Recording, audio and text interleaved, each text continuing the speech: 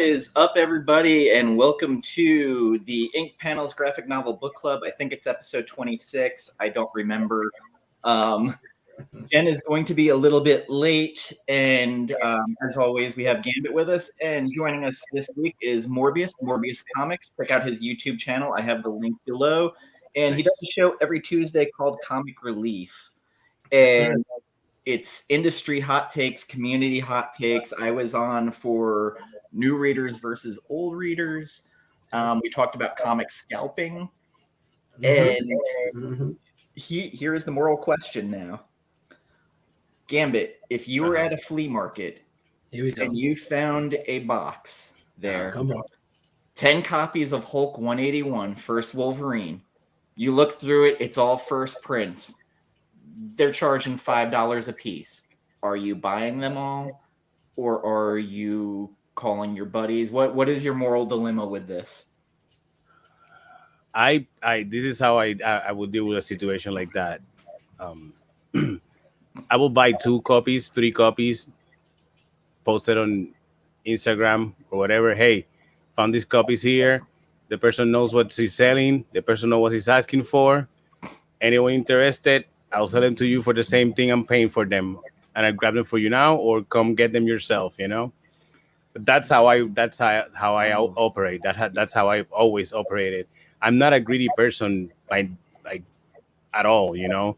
I have no problem sharing my what I have and sharing what I find, you know? It's especially a find like that, you know? It's like hoarding or just accumulating 10 copies of the same book. Why, you know? And this is me talking shit about my own self, because I have 6 copies of Lobo #1 and 3 copies of his first appearance.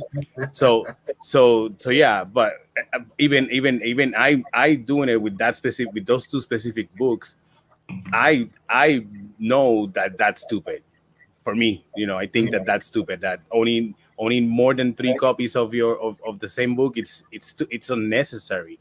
You have 1 copy that you have untouched, that now you can have it graded so that it's sealed, is untouched, is preserved. You have a reading copy, and you have a copy raw that's in good condition. In case you want to sell one of those copies, you can sell it later. You know, you can get some extra money. You can get some extra money that way. But that's all you need. You know, I don't know. I just think that it's unnecessary to own 20 copies of Hulk 180. It's Hulk 180. But the one everybody's seeking is 181. Yeah, well, first full. People are buying the most expensive second appearance ever. Right, there we go. Talking my language. and that's a fact. Marvel says Incredible Hulk 180 is Wolverine's first appearance. It's a full fucking page, man. Come on. Exactly. How you call that? And not only that, but he's telling you his name. He's giving you his name. He said it full blank, full appearance with the name. He's telling you, hey, here comes the Wolverine. Exactly. You know, and that's his first appearance. I don't give a fuck what anybody say. And one thing, cameos, as we know, not to change the subject, but we know cameos some made up shit. That's not, unless it's some real, like, you know, you're not seeing the face, you're not hearing no name, you just see from here down, you know, some little offset, you know, comment. I get that. But you know, cameos and that whole first full appearance, for what the fuck is the first appearance and the first full appearance? Like, get the fuck out. It's you know, that's a scam, bro. I've seen that lately too much. I've seen that lately, especially on Instagram. I follow a bunch of collectors and a bunch of sellers, and I've seen that a lot. And they're selling this Uncanny X-Men annual as Gambit's first appearance, because it was intended to be printed before Uncanny X-Men 266, but that didn't happen, and Uncanny X-Men came out first. Right. So, and Rob Liefeld keeps pushing that it was supposed to be first. Yeah, well, so that's where that's coming from. When you look at that explains it a lot. That's coming from. Right, that's where that's coming from. That explains that. Yeah. That explains it a lot. No, the first appearance, it's that one that came out, the book that came out first. Doesn't matter what the intentions was. The book that came out first, that's it. And you saw the conversation Storm had with him. She clearly said his name. She clearly said what he's about. You know, she gave a little brief bio of who he is when she said, "Oh, like a thief, you're some type of thief." She totally broke him down. He said his name. Yeah. You had him in full panels. You have a full introduction. You have a full introduction. Listen, we could go into a whole tangent on this, you know, make it a whole episode of just about this. But that could be a new comic relief. Yeah, exactly. Another episode of comic. Hey, just let me know when. But one thing I'm gonna agree, with Gambit here is, you know, before we move off topic, it's the fact that, you know, I don't see the point in collecting all these books, and we already spoke about this, you know, Dan, on the show, that, you know, I'm gonna reach out, like, same thing. I'm gonna reach out to my boys. I'm not gonna get them all. I'll probably grab 5, keep 2 for me, and then the other 3, I already got 3 people I know I'm gonna hit up. That's why I got 3 close friends. People. Right. My 3 closest friends that I know that these are my dudes. They've sent me books, you know, and it's like, you know what? I got you. Gotcha. Here you go. Yep. You know what I mean? And I know they want these books. They're not in their PC. So that would make my day, knowing that they have these books, you know, and you got still 5 other books in that box that someone else could come and grab those books and get it. And like you said, make a quick announcement. Hey guys, if you're around here, go hit up this shop. There's 5 books in there. Show a picture. Go grab these motherfuckers before the fucking owner figures this shit out or whatever. Yeah. You know what I mean? Like, you know, I think that'll be the ideal scenario for something like that. I'll be even stupider if you want to take it that way. I'm not gonna lie. I will be even more stupid than that. I would ask the seller, "Hey, do you know what you're selling here?" You know, and I'll be like, "Look, let's do something. I'll make a deal. Sell them to me at a reasonable price." The ones that I want, and I'll tell you what you have here and how much money you can actually get off here. If the person says, "No, I don't care, I just want to get rid of them," okay, then it's fair game, you know. But I would try to have that person know what they're selling. I'll keep it honest with you. You're a bigger man than me. I'd buy the entire long box. I'd buy the entire long box and just say how much for the entire box. Yeah, right. I mean, you know, that too. You know, I try to make it fair for the person too. You know, even if I'm taking a little bit of advantage of that person, I'll be like, okay, so how much do you want for the box? And if they say $150, well, here's $200, because I know it's more than that. Right. You know. No, I get you. But I get you, man. That's, you know, people take advantage of me. Overall, we all have the right. We're not gonna say right, because everybody have their way of collecting. And I had this conversation today on TikTok with somebody where I had made a reel, and they were just like, "Hey, you seem a little judgmental." I said, "Well, you got to understand, we all have the right to our opinions, and people say there's no right way or wrong way to collect. Well, I beg to differ. Everybody, just because you have your right to collect doesn't necessarily mean that it's right or wrong. You know what I mean? But at the same time, people do make mistakes in their collecting.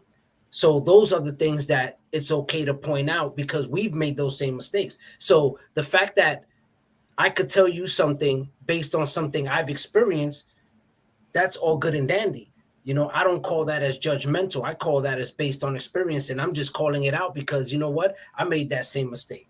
Well, we all know Invincible Iron Man's about to blow up because of that Riri Williams announcement today. What Riri Williams announcement?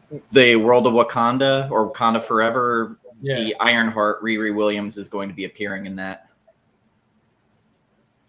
So Invincible Iron Man, the first appearance of her is going to blow up. And that's why...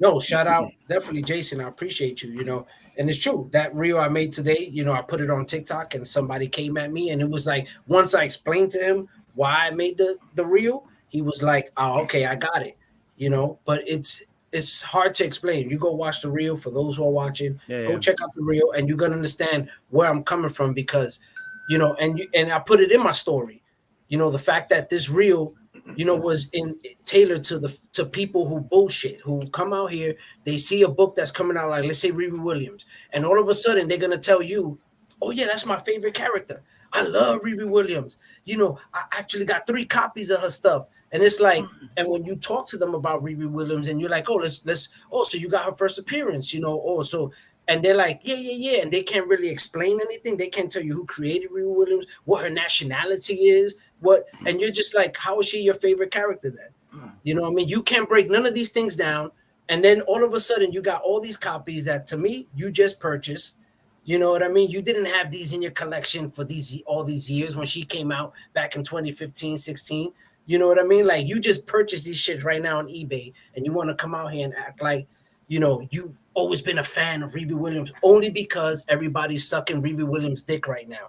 Only because everybody is saying, you know, Riri Williams is the shit right now, and all her books are going up. You want to come out on Instagram like, yo, I got all these Riri Williams books. You know, it's my fan. Yo, dude, like this, like, you the shit. Like, that, you the man because you knew that shit was gonna blow. Like, the fuck out of here, man. I mean, like, I'm not gonna lie. I know it's not comic certain relief, books. but Yeah, I think we all do. I think we all hoard certain books. I mean, I Like- just call myself out on that, you know. Mine's weird shit. Rom #1 and Wolverine #1, the limited series. If I Yes. find it in the wild, because I think it's vastly underpriced. see, yeah.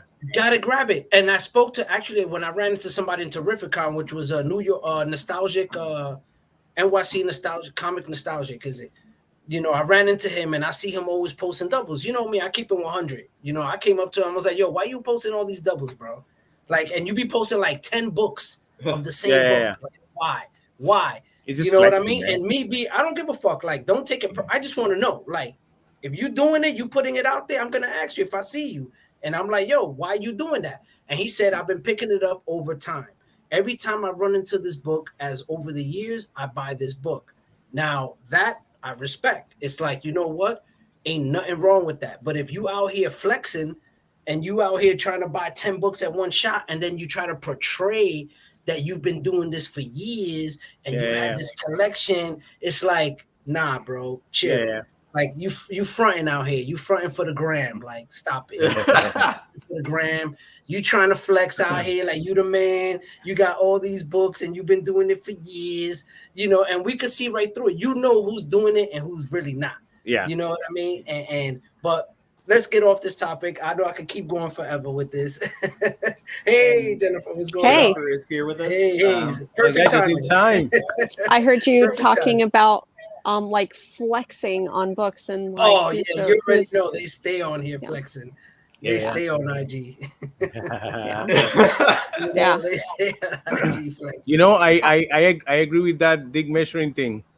I agree with that. That's how it looks like. I sometimes go to my Instagram, Right. It's and a, you're right. like, It's a, who has the most Yes, copies of yes. his first appearance? You know? right. It's like we say, it's a pissing contest. You know what I mean? Yeah, It's yeah. like, you know, So there's and it's the like, weird bro, two halves. There's two halves of the community. There's the speculator part of the community, and then there's the reader part of the community, the collector part, which isn't really spec flipping. And right. it's a weird divide. And like, I found myself like curating my timeline to get rid of the flippers. Yeah. I feel that. I was in a conversation not long ago with a seller, and he was surprised when I told him that I actually read my books. Yeah. You know, Like, no, I yes, I read them. You know, and now How there's dare you? right. Right. There's now a new player in the market, and it's the one that is here just to invest, to make a quick buck, you know, especially these days that suddenly there's these books like the Thor #1, the James Foster Thor #1 by Jason Aaron I saw it 9.8 on eBay, like $700. Like, what? ridiculous. You know, like, ridiculous. it's like, So there is Damn. somebody in the community who is a reader and a flexer, and that's Nat, the comic queen. For fuck's sake, the book she drops. Yeah. yeah, but she But- actually reads them, you know. Yeah, she does. Yeah, man. Very important, man. I think it's funny because I've seen a big influx. I haven't been in the community per se on IG for so long. I've only been on for a year and a half, and just in that time alone, I've seen the difference of, you know, readers and non-readers and people who kind of stand by not reading. It's kind of weird. It's like you see people who are kind of proud of it, that they're just like gloat about it, that they're like, oh no, I'm just here to speculate. Like I don't read at all.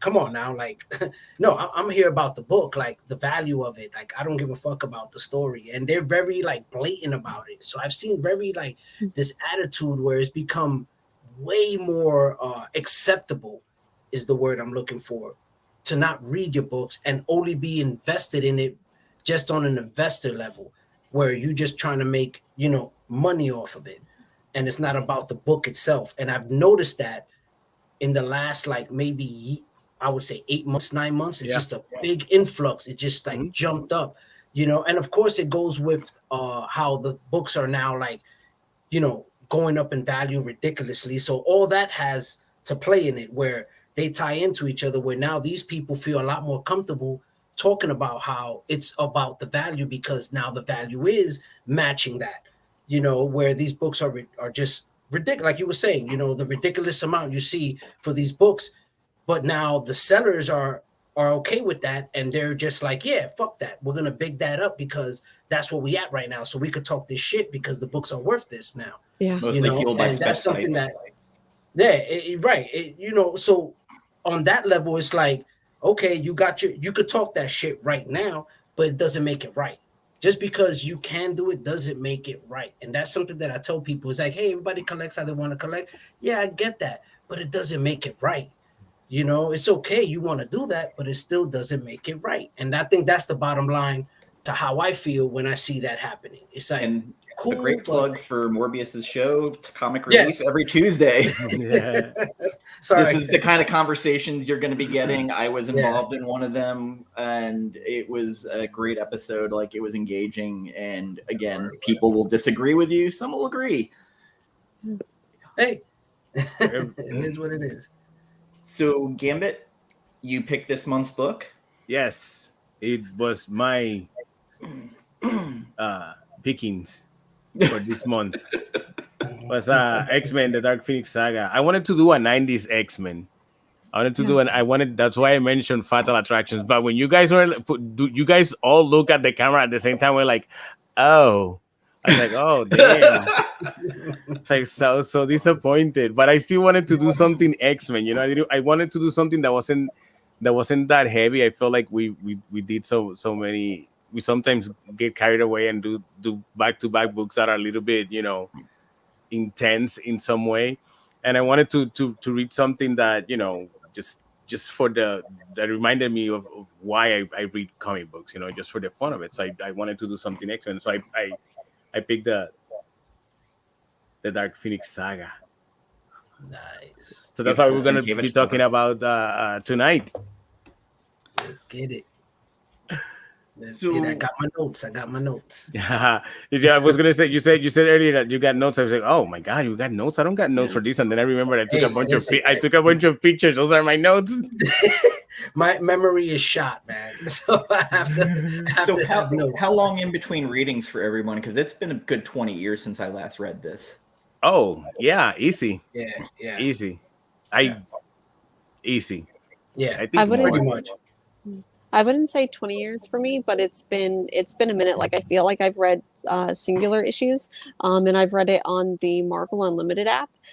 So I actually went and bought the trade just to read it in like paper format. So it's kind of the first time that I read it obviously was on Marvel Unlimited, and then second time was paper. So that felt a little bit different. So that was kind of cool. Yeah, nice. Yeah, I found this copy. I have that Milestone copy, but I found this old. This is a very old trade that I found in the store. It's like, it doesn't tell you the issues of the very series. expensive. It doesn't give you. No, it wasn't. It was no. I'm saying on the secondary market, it is super expensive. Yeah. I know. I'm missing one of those books, just one, so that I can have a run from 114 all the way to 530 uninterrupted. That trade. That's in really? cover. It is very expensive. This one specifically? Yes. Oh shit, that's awesome. So yeah, it was I found it at this. Here we go, specking. Right. Here we go, like being like, don't flex, and here's Gambit. Here we go. He like, oh, this whole thing. Dude, I only paid $15 like 2 days ago. Not 2 days ago, like 2 weeks ago for it. He's gonna send it to CGC. Yeah. Oh God, I hope they don't start grading Don't do trades. that now. Grading trades? No, I don't know. I think that's that'll be just ridiculous. That'll be too much, you know. Yeah. I just have the individual issues, and I just Yeah, went yeah. back and started reading them. I was like, you know, I figure I pull them out, you know. There we go. There it is. You There's the know. flex. Nice. That's flexing. Talk about That's Listen, the flex, man. I was gonna do the same thing because I was organizing my books When you these said it, I past was few like, days, yeah. and I was like, "Oh, look at here!" But I wasn't going to read the books, the comics. I decided to just read the trade. You And know? then Justin sitting there touching his giant size X-Men #1. Yeah, that's my grail right there. So where do I start with this book? Man. I mean, it's Uncanny X-Men. It's the reason I started collecting comic books seriously. You know, it wasn't this run. It was a little bit later on. It was during the Jim Lee era. That's when I fell in love with X-Men. But you know, once you started reading X-Men and you start to read the remember back then the trading cards, and you start reading on the backgrounds of these characters, and you start learning more about these characters because there was no internet back then. And whatever issues you could get, you go like, Back oh in man, my I want to day. read that. Yeah, back in my day, you know, I want to read that, you know, those back issues, to find those back issues. And down in Puerto Rico, it wasn't easy to find old comic books. You know, you find what you could get and read what you could read. So the first, I don't even remember when was the first time that I actually read the book, but this felt like I was reading an old new book again. You know, Nice. So fun book. I mean, it's again Uncanny X-Men. Chris Claremont and John. Is it Byrne or Byrne. Byrne? Byrne. And Terry Austen. This is when the Phoenix consumes Jean Grey and becomes the Dark Phoenix, and she becomes evil real quick. You know, like in 2 pages. She's like, ah! She goes from nice Bilbo Baggins to junkie Bilbo Baggins in 2 panels. Like, I love like, that. I love that like, reference. I don't know, for some reason in my head I thought and this book is just like 5 or 6 issues, and it's like 180 pages, you know. So in my head I thought it was like a longer story arc that the transition was going to be like take longer, but it legit went from like, yeah, so we just finished this adventure and we just saved the day, haha, bah, I'm evil, bitches. Like, Yeah. wow, you know. Yeah, it's So- like what, 10 issues? That's it. That's all it is. Yeah, it's no, I think it's not even 8. 10 issues. 8 8 issues. issues, is it? 129 to 29, 130. 30, Yeah. 31, 32, 33, 34. Yeah. To 137. So yeah, this trade doesn't tell me the number of the issues. It doesn't have the covers of the issues. It's like as if it was intended to be just a graphic novel. I mean, it's pretty cool. This Sienkiewicz cover, it's actually pretty cool, and it's really nice, and it looks really, really white pages. I'll give it a 9.8. 9.8. Yeah. Like I said, send to CGC, man. Right. Wait a year, get it back. It'll double in value. Dan, talk to me. What did you like the most about this book? So, first unsung hero of this storyline, or heroes, Terry Austen inking, Oh yeah, because Byrne's art has never looked better without Austen. Like inkers like Scott Williams with Lee. yeah. There's a reason why these inkers and artists stay together. And then Glynis Wein on colors. Yep. So Len Wein's wife. Fantastic job on on this. some of them. I think the later issues, she's not the colorist on it. Yes, with anymore. Bob Sharon. So I originally read this in the classic X-Men reprints that always had those great Art Adams covers. Because that's right when I started collecting, was like 85, 86. The Romita Jr. run on X-Men was my entry point, with like Mohawk Storm and like Barry Windsor Smith did that cover with Lady Deathstrike. I mean, it was a good time in comics. Hell It was a yeah. great time in comics. It's always been a great time in comics. I agree. I mean, I well, agree. Yeah. Well, There's some There's a few bad moments there, moments. moments in there, Mm. you know, a little shaky. late 90s, early 2000s. Right. It's Yeah. a difficult era. We don't talk about Right. We don't those talk about days. it. That didn't exist. It didn't Yeah. exist. So for me, like, this run will always be important because it introduced one of my favorite X characters ever, my wifey, Shadowcat, Kate Pride, Kitty Pride, and then Dazzler, like, randomly, where Scott's like, "What is this music? Is this disco?" And I'm just like, "Bro, like, leave the house." It just woke up. I was watching Brandon Comics Kings, and he did an interview with John Romita Yes. Jr.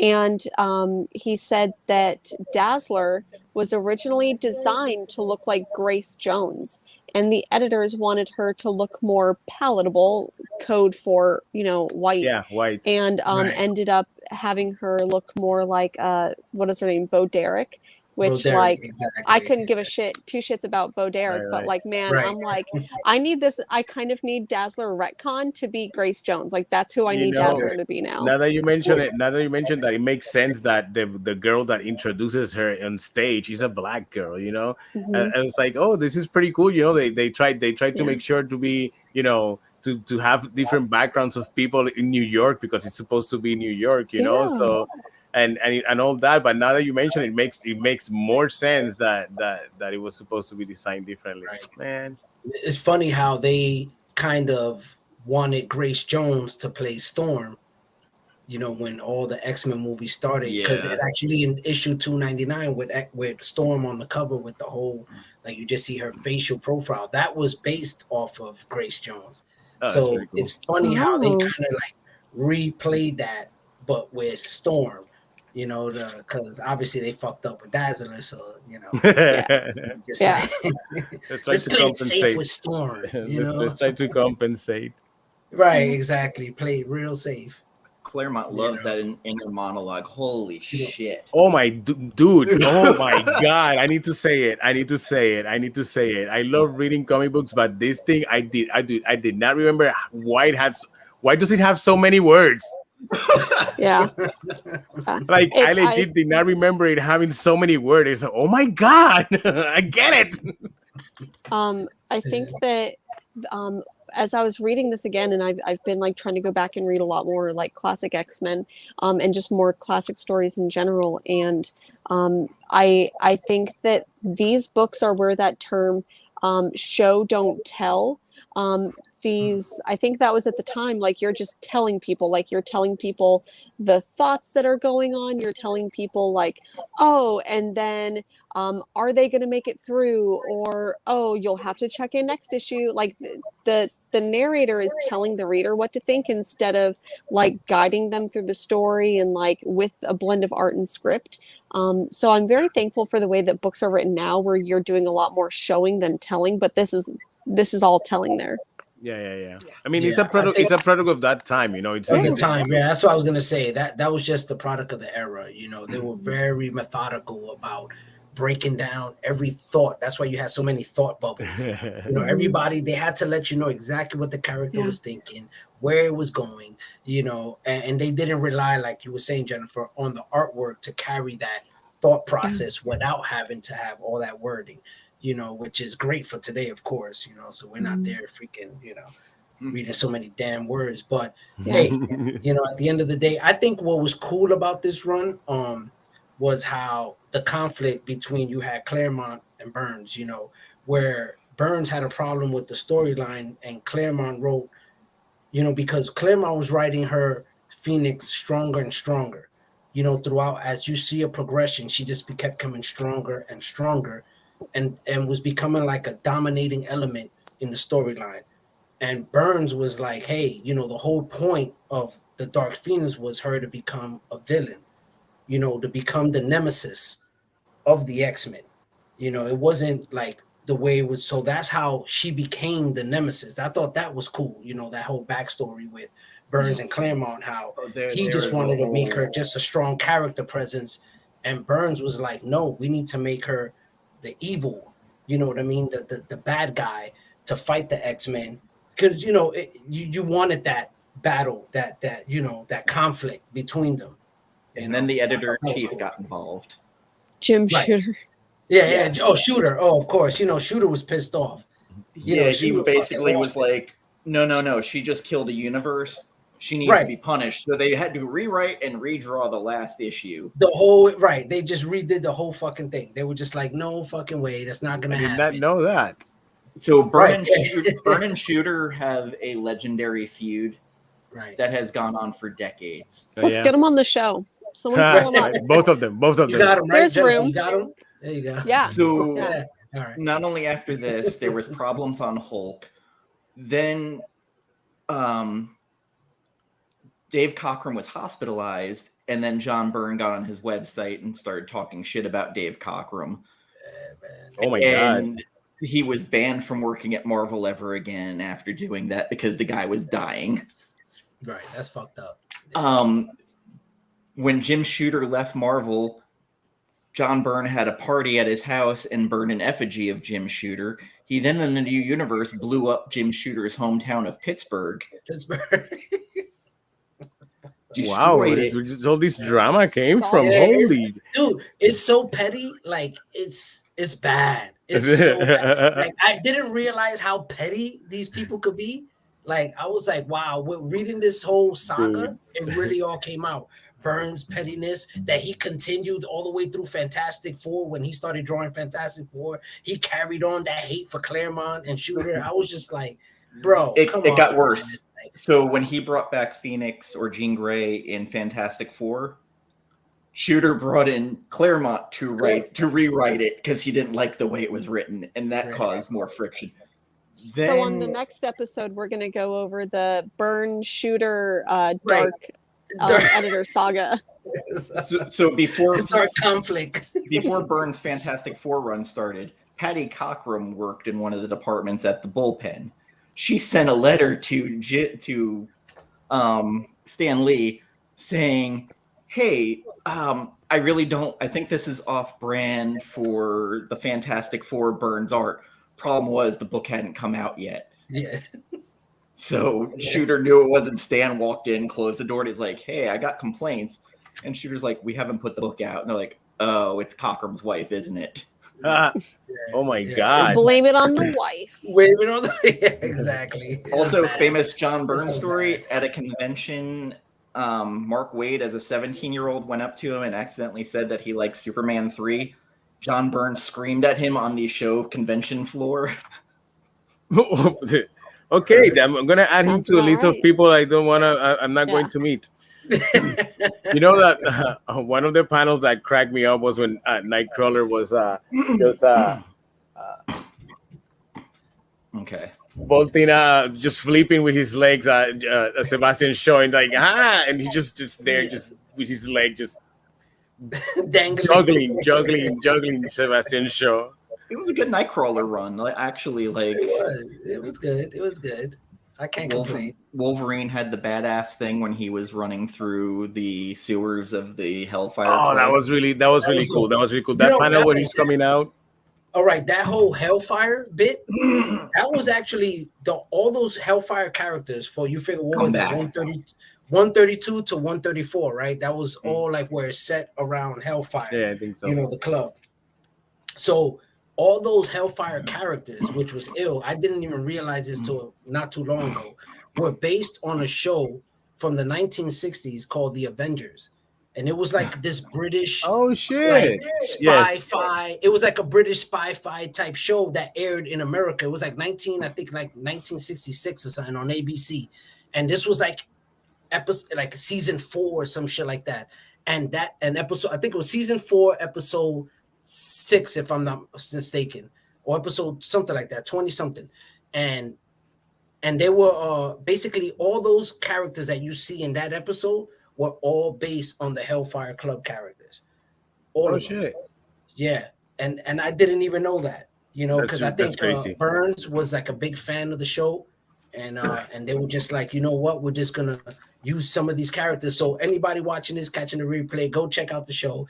It's gonna blow you have to look that up. I had to go check it out. I was like, I YouTubed it, and when I saw it, I was like, oh shit, there goes Emma Frost. It's like you saw everybody there. It's just like, yeah, I could see how they took these characters and made them into like super villains. Like, it was really cool, man. So check that out. definitely check it out, guys. Something that I pick up rereading this that I didn't notice, at first, that the first times or through the years, is that Cerebro detected two new mutants, but they were not kids, they were Mm-hmm. old people already. Well, It was, Kitty was well, a Kitty was a teen. kid, but Dazzler was past her puberty years already. He was a little bit older than that. So in my head I was like, it's because the cerebral technology is new and it's still discovering new mutants and stuff It's like beta that. mode. Exactly. And I thought it was curious that it detected a mutant that was not just now becoming a mutant, like the case that was Kitty, that was 13 years old and was already 13 eyeing and a half. 13 and a half, and it It was says already 13 and a half. was already eyeing Colossus with that stinky eye, like, hey, It's a big boy. he's a big boy. Yeah. So That was something. uh, Go ahead. Sorry. no. Say. Something I missed from this time with like the wordiness is Morbius. You in particular might remember this. Do you remember how they'd always put, like, if they referenced something that happened, they'd put the issue number of whatever the book was down in the book? You got the asterisk, and then you had the That fueled my back issue hunting more than anything else in this world. Yes. Like, I missed that. Yes. You know that was one thing that's how I knew what to track and what to look for. It was like, if I want to know what happened, I have to find this issue. Damn, Right, exactly. And that was something that I praised Marvel back in the days. I had this conversation not too long ago, and they were so on point with continuity. They tied in so many issues. They made sure that when they wrote all these issues, like they say New Mutants or whatever, X Factor, or they somehow tied into each other. And then you always had those little notes, those little asterisks that would tell you, hey, go look at this issue for such and such, or whatever it may be. And I think that I praise Marvel for that back in the days, because they were the masters of continuity. They made sure that all their books tied into each other, and they let you know so that you're able to go pick these books up and join in and be part of the story, and be part of that, adventure. So I think that's something that's really important that we're missing today, is that, how much and we do get it. Don't get me wrong. We do get it in a lot of books, but we're not getting it as cohesive as it was back in the days where how Marvel did it. I could, and just alone in this saga, there are so many continuities that you could just get lost for months reading books on tie-ins on just each book that's in this, saga. It's just amazing, guys. I would suggest you guys go look at the continuity, because you will get blown away. There's so many books that are tied into this that, that's why I love it, man. I really do enjoy Marvel for that, man. So Jen, where in your X-Men hierarchy does this story fall for you? That's a really tough question.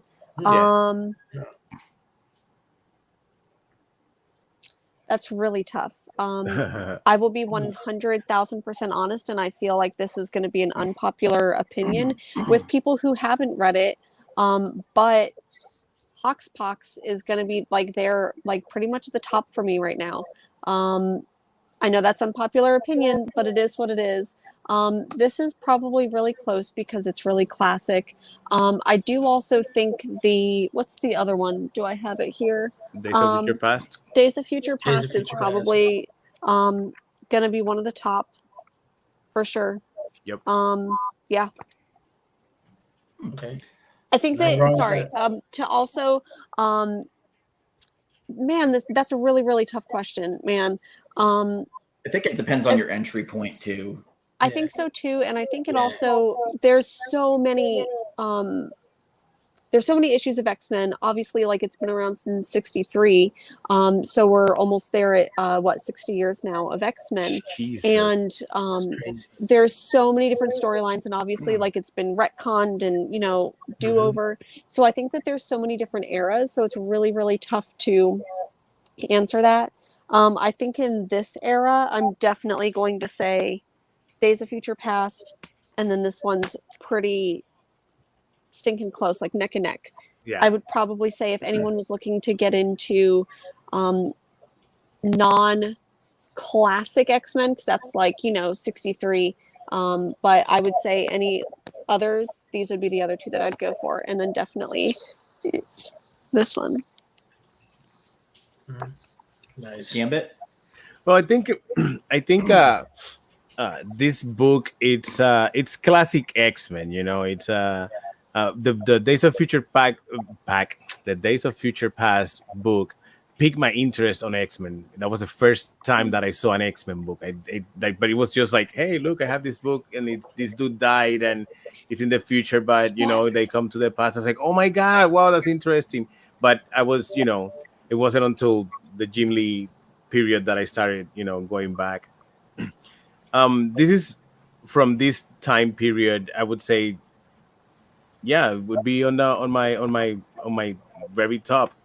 Actually, it's also the story of this hero that, if reading it again and knowing everything that I've read of the X-Men that has happened after this, and knowing what these characters do and where they go from here and all that, and you go back and read it, you go like, oh my god, this hurts a little bit, seeing these characters going through this process of pain because, they are being betrayed by someone they love, and this person they love she turns really quick, like really quick. She's just evil, and Byrne did a great job, and Austen they did a great job with the art to portray the difference between when it's Jean Grey and when it's Dark Phoenix, and I think it's a classic story, and I it's one of those things that I will always mention it, and I was always put it high, not only because it's good, but it's very close to very very close to me, so it's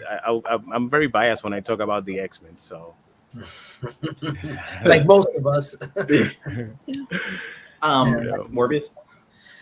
Well, with so many great sagas, of course you got to put the Dark Phoenix saga up there as, a top, I would say top 3. We also have the Polaris, that's right before the Dark Phoenix saga, which is a great story. That saga, the Polaris saga, I thought that was a great run right before, that's just a few issues right before the Dark Phoenix saga. Then you have later on, when I was a little older, you had the Brood saga, which is later on in 200. Yes. And the Brood, I thought that was a really dope read. But at the end of the day, when you're looking at, sentimental, value, I would say, because when I read it, I was really young. I've been collecting for over 30 years, so I've been reading for a long time, and this was one of the books. X-Men was one of the runs for me that was personal. It was one of the first books I've ever read was an X-Men book. And so when I started reading the saga, it really turned me on to the whole, vibe of comic books and just everything that had to do with it. So and of course, with Burns and Claremont and all these key players in it, and that you always seen them as predominant figures in the run. It's easy to say the Dark Phoenix saga, of course, is gonna take it when it comes to an X-Men run. And then of course you have, for me, so it would be Dark Phoenix, Future Day, Brood, and then Future Days Past. That's the way the top 3 for me would go. And I think that's where I would stand at that, because to me personally, it's just nostalgic. For me, most of it is just that, of just being a kid. I remember reading it. A lot of those books I showed were books that I purchased again later on, because my original books were beat the fuck up. I read them a lot as a kid. So these books were books I purchased over time, to get them better grade, whatever, blah, blah, blah. And but yeah, I would definitely say Dark Phoenix, the Brew Saga, and then I would say Futures Past are like my 3 top for X-Men sagas. That's a nice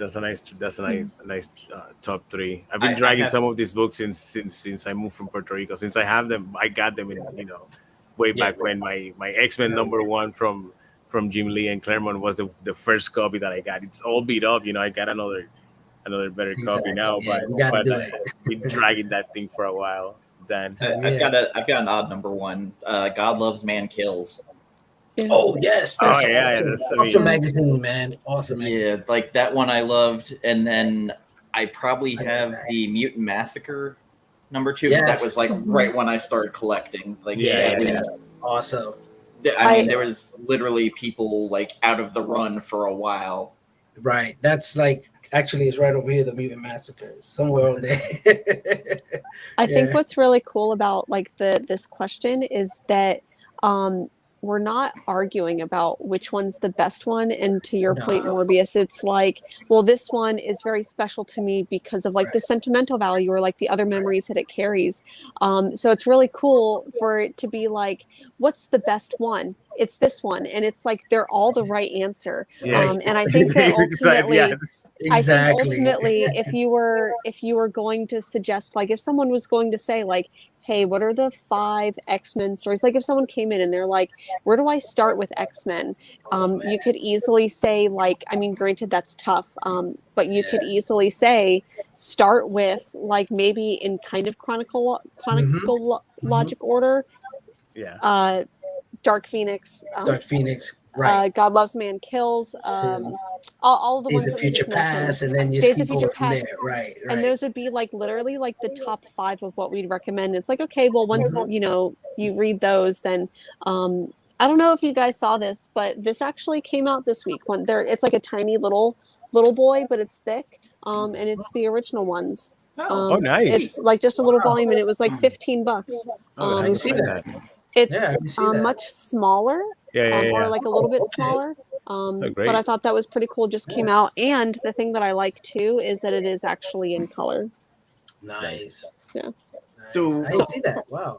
So kind of what you're saying, and it's weird coming from Frank Miller, but there was a Batman panel at New York Comic Con, and a young girl got up saying, "Well, what's the best Batman?" And I loved his answer. He says, "Whichever one you like the most, that's the best." Yeah.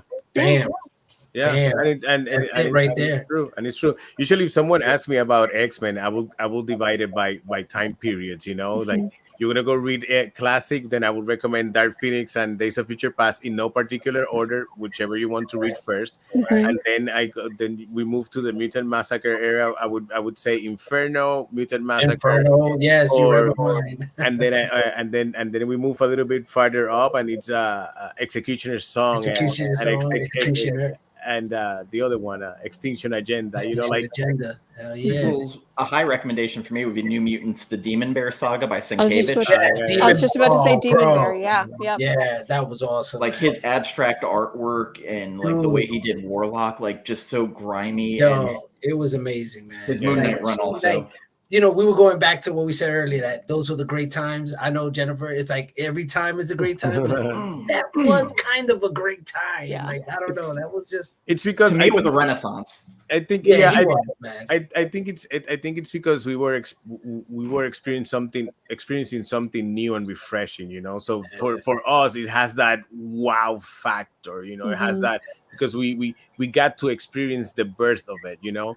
But I agree with Jennifer. I've enjoyed comic books since I started collecting comic books. I've never stopped reading comic books. There was a time where I stopped collecting, but I will still keep up with, you know, getting trade paperbacks here and there. But I've never stopped enjoying comic books, and I have to say that I have books that are in every year I have books that I could say like, yeah, that was an amazing book from that year, you know, from that time period, because it's just been. Yeah, it has had its moments, and there's a bunch of crap out there, you know, and right now there's a lot. It's saturated, like there's a lot, you know. Yes. Impossible to pick something new, you know, and I try to pick something new based on the recommendations that Dan or Jennifer said, or someone that I know recommends something, but it's really hard to go and like, okay, I want to try something new, and there's every Wednesday there's like 150 books on new books. You go like, wow, and then you see like 10 copies of the same book, 10 different covers. You're like, oh my god, where do I what? Nah, just give me X-Men. Bye. Jen and I were reading them every week during the whole. What are you talking lockdown. about? Yeah, Exactly, exactly. Different covers for Exactly. literally Oh, my everything. God. And then I go and be like, Don't two talk to X-Men me, to go, please. you know, and that's when I get And I just Dude, man, it's crazy right now, you know, and that's something that, you know, we can't help. We cannot help. Like, we talk about it all the time, and it's like, you got to fight that FOMO. You got to fight that, you know, and it's, you know, in the same tongue that I'm telling you, I'm doing it. oh You know, yeah. and it's like, I'm Yeah. like, you know, hey, get away from that FOMO. I'm like, yeah, I'll take 15. Yeah, I'll take these Yeah. copies. I You know, think- all these variants. Yeah, Yeah. I'll take them. I'll take that those. 1 in 50 Yeah, exactly. I'll incentive take cover, the one in please and thank 500. you. I'll take the one in 1,000. I'll take the one in 2,000. Yeah, You know? yeah. I swore off store exclusives, and then all of a sudden the one store was like, "Well, we have this magic Peach Momoko cover." I was like, Yeah. Damn you. All right. "Motherfucker." No, Yeah, I stop with that. I get the cover that every time I order something. Which cover do you want? Whichever you want to put in my drawer. Put what I don't care. Put a cover in there and I'll read it. You That's see, it. like my guy, like my main guy at my main, you know, local comic shop. He always does that. He throws in books that I know that I saw it on the list. I wanted it, but I told myself that I just, you know what? I really can't afford this right now, or I really shouldn't spend the money on this right now. So I'm not even gonna put it on my pull list. But then when I go He like knows you. 2 weeks later, it's in my pull list, and Yeah. I'm just like, hey. And then of course, you know, you're like, holy shit, it's in my pull list. Like, I can't give this up now. It's like he put it in there, so I gotta take it. And I think he knows that. He knows that. He fucking knows that. He does it to me all the time. He's like, yeah, you see.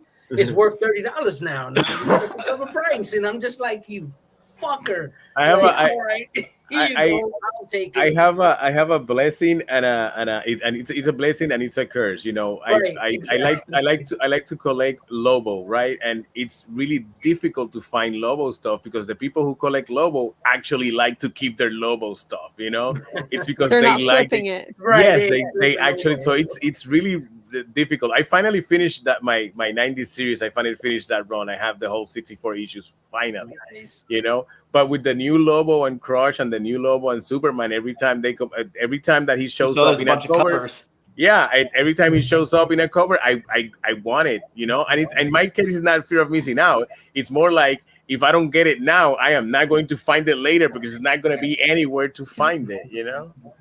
Exactly. You know, and I think that's the problem with it. Yes, 'cause a lot I of times, agree, Alain. You gotta understand.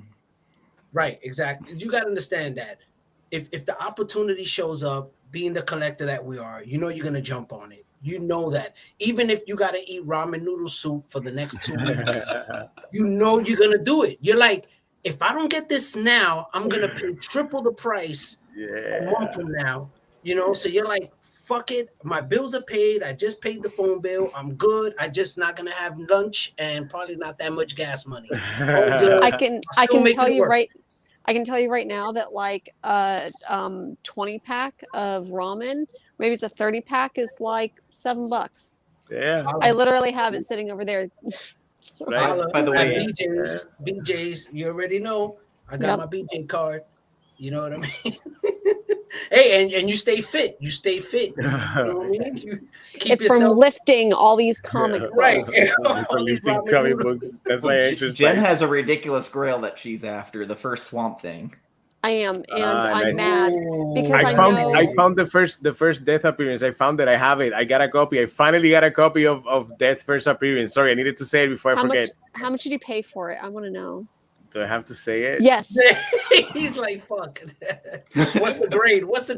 It's like a 9 between 9.2 to 9.6. You know, and I paid $140 for it. I paid. I think that mine's probably in the same. And last year, about this time last year, I paid $100 for mine. Yeah. And you talked about it, and you're like, I can't believe I did. just spent that. Yeah. money. I can't, and it's the most. Wow. $100 on one issue is the most I've ever spent on one issue. Like I spent about $300 on the first 5 issues of Saga a couple years ago. You make But me feel like, yeah.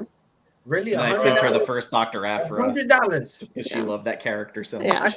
Wow, I spend that like every other week on a book. Like, oh yeah, I think the most I spent for a book was $450. That's the most I spent. Yeah, but that was I think it was a fair price, you know, because it's something that I wanted. It's a first appearance of Lobo 9.8 signature series with a little remark, you know. So it's but I wanted it. Bought it from. I know where you bought it from. Yeah, you know, but I wanted it. I wanted it. You know, it's the type of thing that I bought. That I bought for me. That was not me. You know, that was not an investment. That's something that I wanted. That I wanted to have. Like, exactly. You know. By the way, Jen, did you see? Do you follow Pretty Nerdy? Yeah. Mm-hmm. Did you see her story with her holding that House of Mystery? I did. The 5.0. She almost bought it for $12.50. So here's where I'm at. Like, I know that I was just like $100 is the most I've ever spent on one comic book. Here's where I'm at. And comic book fam, I'm looking at you. Glasses off. I will drop. Like I have money set aside. Like I have like stocks and shit that I set aside.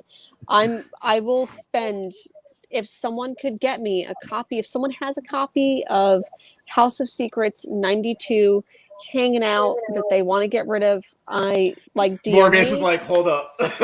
Like 100%. Like this is like my partner and I, like, I know that I spend a lot of dumb bitch money on comic books, and they just put up with it at this point. And I think that it's like most couples have a hall pass where it's like, oh, if this person ever came to you, you could totally sleep with them. You just automatically get permission. Yeah. This is we're past that. I don't. Yeah. Don't give a shit. At least don't exist. It's being able to spend dumb shit. This money. is the one where they would be like, do what you need to do, girl. Like, Mm-hmm. You can sell NYX3. They'll pay for it. So okay. What grade? What grade you willing to go for? What grade are you? That was the lowest grade. Look at him play. What you got? Oh damn! Hold on. Go ahead. What grade are you? Like any grade at this point. You just want to have it, yeah. Yeah, like at this point, I know that I'm not going to get a 9.8. Like if I got a 9.8, like that's a mortgage. Facts. And exactly. I don't have a mortgage. I have rent, but I gave up on my dreams of owning a giant size X-Men #1 this year. This year I gave up on that. When I saw how that shit skyrocketed, I was like, that's it. I'm not gonna own that book now. Yeah. Because I guess that at a certain point I go like, no, that's enough. You know, like I just can't. I just can't. Yeah. Trust me, I know the feeling, man. I know the feeling. I'm there too. But, Amazing Spider-Man 121 was the one where I'm like, all right, I'm gonna go look for it, and then I was gonna look for grade, and my friend's like, oh no, look for it in raw and just get it graded, get it pressed. And I was like, maybe I'll do that. And then like every show I've gone to, like I'll ask the dealer, hey, can you take it out so I can take a look? And you just flip the pages, and they're like, nope. I'm like, I'm not taking a blind date for this money. Yeah. Fuck that. Yeah. No way. That's exactly how it should be. You know that sometimes scares me that I buy a book and then I open when I got the copy of Death. The first thing I did was, I got home, I took a shower, I got ready. The whole process. I got a new bag and a new backing board because the one that I had was too big and I don't like the thing going on like this inside the bag. I needed to be like tight. So I open it and I'm like very carefully, and I go through all the pages and I go like, okay, it has all the pages, and I read the book again. I was like, I always wanted to cry. Then I close it and I put it in the bag, and then I put it on a top loader, and now it's in a box and it's there. It's there. And I'm a happier man today than I was 2 weeks ago. Well, No Good Comics did the video of like him coming home to his girlfriend going, no, I barely spent any money on this. Right. And then pulling out the book. I only got one book today. Yeah. Only one book. Oh no, it's like every time I leave the comic shop, and if the guy ever tells me, hey, you want the receipt? I'm like, you're new here. You got to be new here. Like, why are you asking me to take that receipt? Are you crazy? Burn that shit. Yeah, The words I used to dread. Hey, I just bought a collection. It's in the back. You want to go through it and be like, hold up. I don't get my bank account. No, I'm good. Like, I'm walking away. I can't do this. Oh man. See, I take my receipt and I flex. It's like how I establish dominance in my relationship. That's right. Where I just I pin it on the refrigerator and I'm like, amen to you. Amen to you. Yes. In my relationship. Yes, you put that shit up there so that he sees that you can spend this money in comic books. Hell no. Even though, my money is my money, it's like still I'm gonna be questioned because my wife is she's gonna remind me of when I tell her, oh no, we can't do this. Is she gonna be like, oh yeah? What about this fucking $536 fucking receipt you got for motherfucking comic books? You telling me you can't fucking take me out? Yeah. And it's just like, that's why I my wife doesn't tell me anything about it. She doesn't care. She doesn't.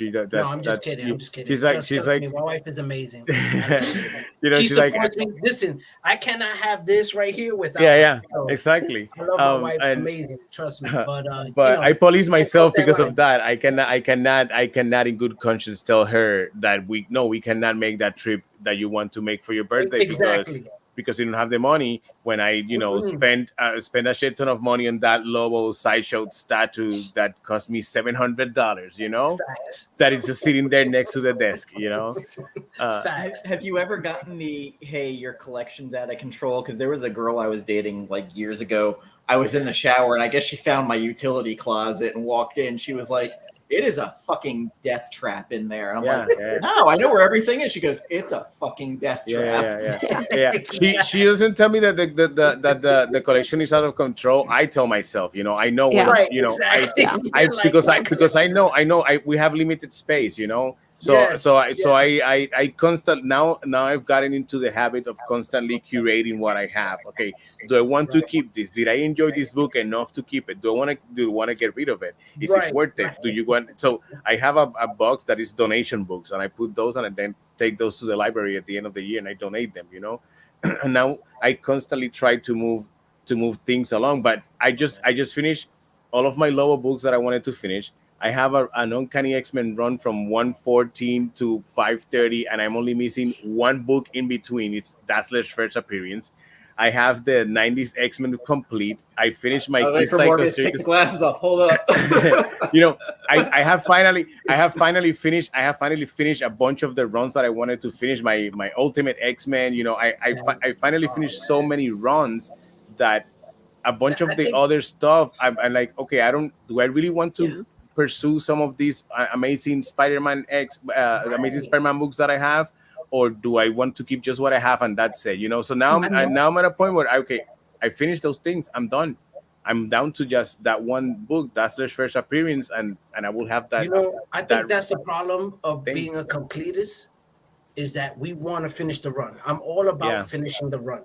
But my problem is that I'm a Virgo, so I'm all over the fucking place. So I got like 50 runs I'm trying to complete. And I'm like, I'm overwhelmed. I don't even want to show the camera, like I was tempted to just like pan it but no, because it'll be embarrassing. Like I'm stepping over things. I got a futon. This futon right here, this right here is going out next week because I need to make room. This futon is covered with stuff. There's nothing. Nobody's sitting on this. It's a waste of space now. It's a waste of space now. I got old school games all over here. Like it's not even like, it's not even comic books on here. Like that's how bad it is. It's your G1 Transformers. It's like everything else other than comic books, And then you got the Transformers over here. It's like it's out of control, bro. It's like I've got like statues and figures just in boxes up here. Yep. You see what I'm saying? Like we have a problem, but we're not gonna admit it. Of course not. We're not gonna admit that. You know what I mean? But we do have a problem, and we're not gonna admit it to our significant other. They don't need to know all that. You know what I mean? But we could we help each other out here. We counsel each other. We accountability buddies. Right, exactly. We help each other out. They don't gotta know none of this stuff. What's your run you flex on, Morbius? Oh no, my run is Hulk. Got That's it. my Hulk. That's my biggest run.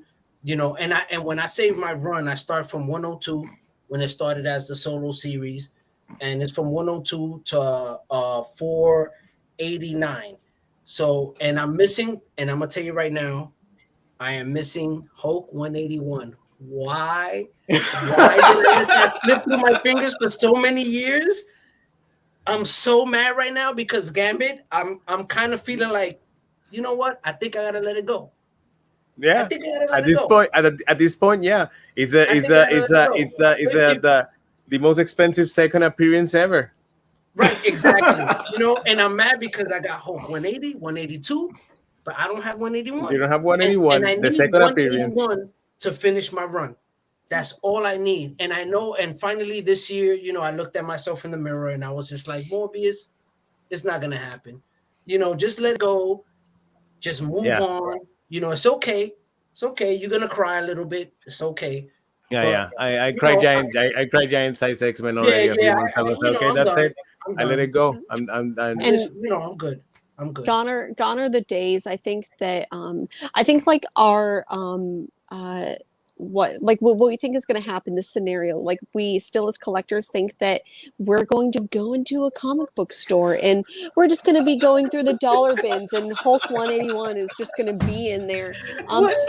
Gone are those days. Like Oh, that no, oh will yeah, yeah. Yeah, that's not You know gonna never what? happen. ever You know you're happen hurting my ever feelings again. right now, I No, right? no, know. that's not gonna happen. There's an app now. They have an app. It's called Key Collector or something like Oh, that. You know, they yeah. have an app Mhm. now Oh that is boy. just Oh, you at heard least, about that app? yeah, Oh, you heard about it's it? an app Oh, of just okay. key apps of just Oh, key issues. You know, it's just okay. key issues. Just keys, like Yeah, just who key gives a issues. fuck about anything else? No, Just no, the it's keys, just key right? issues. You Just have the an app keys. where you can track. Okay, so what book is it? Is this a key? Oh, this is a Okay. key. You know, All right. just that. It's a list of I just heard that keywords. makes you a real collector too. I heard like that's what makes you a real collector. You know? Having a key app. Yeah. I heard about that key You heard about about it? that app. It's Yeah, my yeah, first yeah, time. yeah. Thank you for putting me on to that. So like weirdly, there's issues that aren't keys that I love more than the keys. Like You the know X what? Factor Thank Incredible you. Hulk crossover with the Thank Gray you. Hulk versus X Factor was You one of know, my favorite issues. dude, we Yeah. could go a whole other like show on just non-keys that are so much better than the keys. Like Yeah, it's just, I agree. you know, and I'm tired of that. Like everybody on IG is like posting their keys, and it's like, bro, like I'm so over it. If I see like another fucking like, and not for nothing, I love Hulk 181, but if I Yeah, see but another Hulk enough, 181, like enough. I'm just like, you know what? Fuck, god damn it. Like, give me something else. Like, Right, give me right. something else, you That know. and Carnage first appearance. You know, there's so many other ones. You got Hulk 105, you got Hulk 107, you got Hulk 110. You know, there's so many great covers, so many great stories. Like, fuck that. Like, you know, McFarlane run and is undervalued in my opinion. Still. it Which really one? is. It really is. And you know Oh what? yeah, And I had a few people call me out on that because I don't post enough Hulk and I got so much Hulk. But it's because I feel that there's so much going on that I just want to share with people that I feel like, you know, there's more than just, you know, these selective little keys. And that's why I like posting the non-keys, but they're just great books. You know, There was a Psylocke getting chased by Sabretooth through the mansion. That was one of my favorite X-Men issues because it was Oh yeah, Psylocke before she I was think Psylocke. Before she I was think an that's X-Men. issue. I think that's issue 24. No, You mean no, it on was the post you say Mutant 24 Massacre. or 124. No, it No. was post Mutant Massacre. Okay, Yeah, so no, that I'm thinking about an issue The of other X Men run. of the regular X Men series, the 90s X Men series, that it has an issue similar to that it's Psylocke and Sabretooth around the mansion. Yeah, it was just one of those issues where, like, you know, Psylocke basically only had her psi powers, and she manages to somehow survive the night. Yeah. Yeah, That's a was good great issue. That is a really good issue. Great issue, man. Damn. You know. Okay, so we've gone off topic way on this. Whoa, like Surprise. half an hour ago. Hold on a second. Wait up. We So- were talking about the Dark Hold Phoenix on. Saga of X Men. Was the Phoenix last being the issue pure sort of energy, you know. No. was the last issue satisfying for everybody with the whole contest between the X-Men and the Shi'ar? No, Mm. It kind of showed that it was rewritten and kind of reworked. it felt. I thought that last issue, when I got to that last issue and I saw the Watcher in it, I was like, what?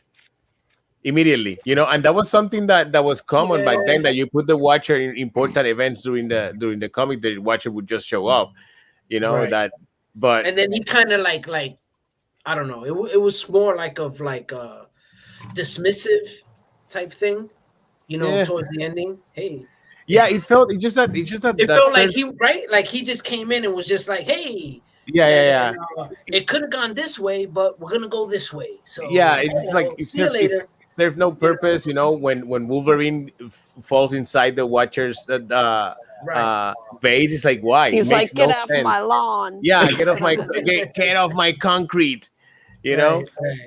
It was like, it made no sense. Like, that was completely unnecessary. There's just a few pages. It felt like a little bit rushed. Like, that book felt a little bit rushed. And now that I learned all about this whole backstory, behind the scenes about these books. It's like, oh, it makes sense that this book feels the way it feels, right, because there was so much conflict creating this story that they just felt like, you know what, I'm just done with this shit. Let's do this and let's get it. Let's just end this shit. I'm just gonna put a quick ending to it. Watcher comes in, fucking gives us a half-ass ending, and then we out of here. Well, also the powerful scene for me was Wolverine when he couldn't put it in her. Where she's like, kill me, and he's like, I like the way you worded that. I can't do it. I'm half in. He's just like, I think I need to, but I can't. Half hold. Listen. This is why Jean goes to Cyclops. Okay, she needs vanilla. Because Wolverine is so but then I truly don't believe that. Sorry, I'm totally derailing it. I totally believe, because I actually hate Cyclops. I'm pretty sure that Cyclops doesn't go down on her, so that's why she goes back to Wolverine. So you can tell. You see Wolverine. Come on, he's a dirty dog, bro. Wolverine's a dirty dog. You see it in his face, bro. He's about that life. He goes down on Jean like, bro, a pie eating contest is life or death. Like, that's just hands behind his back. Just listen, that beard, that's part of the technique. It is. He's got a coarse tongue. He's got a hairy tongue. Yeah. You know what I'm saying? That's all part of it, bro. Like, he go with the face and all, son. He uses all orifices. All of it. No breathing. No, exactly. No. He's the best. Every day of the month too. Every day of the month. Hard skeleton, son. Yeah. He's like, he don't care. He don't play. Jesus. You can tell Claremont watched Dirty Harry, because he's like, hey, bub, I know what you're thinking. He's hurt, and he's 5 meters away from me, and I got a full clip of ammo in my rifle. Question is, can I kill Wolverine before he can reach me and cut me in this shish kebab with those freaky claws? Like 100%. That's Dirty Harry. That's Dirty Harry right there. Did you feel lucky, punk? Like literally, that's his. You feel lucky, punk. I saw the same thing. I read it. I saw the same thing. Do you know what I actually thought it was interesting when they were talking at one of the first issues, when they were at the bar at the disco club before they find Dazzler, and Cyclops and Jean Grey talking. Cyclops tries Molly for the first time. He's like, this is music. And Jean Grey is saying that the first they have to find this mutant, and he, she, or it, And I thought that it was interesting that they use it, because if it's a mutant, it's a human that just has, it's a person. It looks. Maybe it would look fucked up, but it wouldn't be an it, I feel like it would be, but back then I feel like that's their way of trying to be as inclusive as possible, I mean, I know how it sounds. I know how it sounds, but but you can tell that they're trying to be, like we don't know what we're not assuming what we're going to find, So I thought that was very, very interesting, and I thought I wanted to mention it, because it's Hellfire Club's very sex positive. Yes. Oh no. Yeah. Oh yeah. You hit it right on, bro. Colossus dealing with killing somebody at the beginning I thought was interesting too. Well, you see that I found interesting because in the whole Polaris, he's the one who killed him. Yeah, Right before it happened. So I think that he had a lot of issues with that, and I think they wanted to portray that in the Dark Phoenix saga with Colossus having to be the one who dealt the final blow to Polaris right before this saga. I mean, literally, it was just like 2 issues right before. He had killed Polaris. So I think they wanted to play on that. And I thought that was cool how they kind of once again Marvel tying things in. I thought that was pretty cool. Yeah, they were.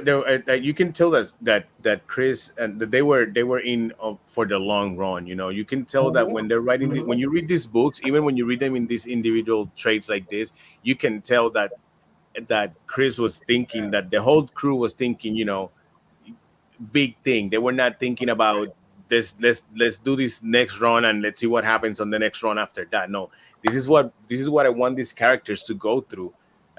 For as long as I can write them, I want these characters to go from here to way all the way to that point. And you can tell that when you pick these books individually, which sometimes it can be overwhelming. X-Men can be overwhelming to try to get into. But when you pick these books individually and you read them, you can tie things together, even missing 100 issues in between these trade paperbacks. These things still tie together, and you go like, okay, so you know that new writers are taking into account what's before, and you can tell that these old writers were thinking and setting things up for far away in the future, even for when they're not even in the books anymore.